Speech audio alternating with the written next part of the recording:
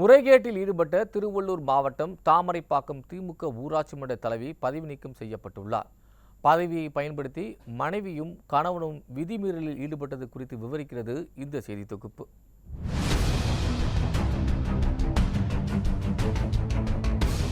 திருவள்ளூர் மாவட்டம் தாமரைப்பாக்கம் ஊராட்சி மன்ற தலைவியாக இருந்து வந்தவர் திமுகவை சேர்ந்த கீதா துளசிராமன்.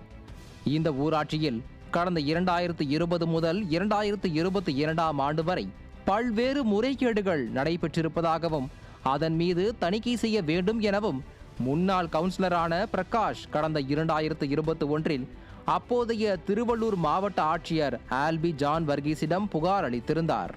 ஆட்சியரின் உத்தரவின் பேரில் ஆர்கே பேட்டையில் துணை வட்டார வளர்ச்சி அலுவலராக பணியாற்றிய பாலசுப்ரமணி தணிக்கை மேற்கொண்டார். ஊராட்சியில் கட்டிட வரைபடம் அனுமதி வழங்கியது, மின் விளக்குகள் மற்றும் உபகரணங்கள் வாங்கியது மற்றும் பழுது நீக்கியதில் முறையான கணக்கு இல்லாதது, 40 லட்சம் ரூபாய் நிதி இழப்பு செய்தது தணிக்கையில் கண்டறியப்பட்டது.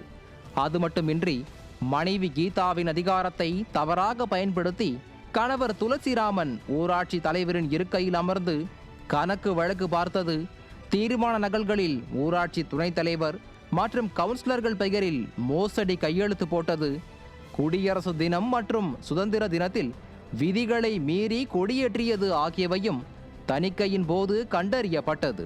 இதனைத் தொடர்ந்து நிதி இழப்பு ஆவணங்கள், விதி மீறியதற்கான சான்றுகளுடன் ஊராட்சிகள் சட்டப்படி தலைவரை தகுதி நீக்கம் செய்யலாம் என்று மாவட்ட ஆட்சியருக்கு தணிக்கை அதிகாரி அறிக்கை அளித்தார்.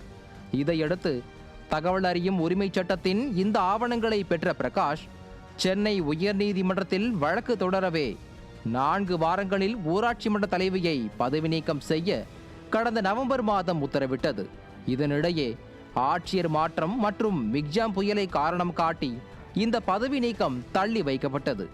இதனால் அதிருப்தி அடைந்த பிரகாஷ் வழக்கறிஞர் மூலம் புதிய ஆட்சியர் பிரபு சங்கர் மீது நீதிமன்ற அவமதிப்பு நோட்டீஸ் அனுப்பினார்.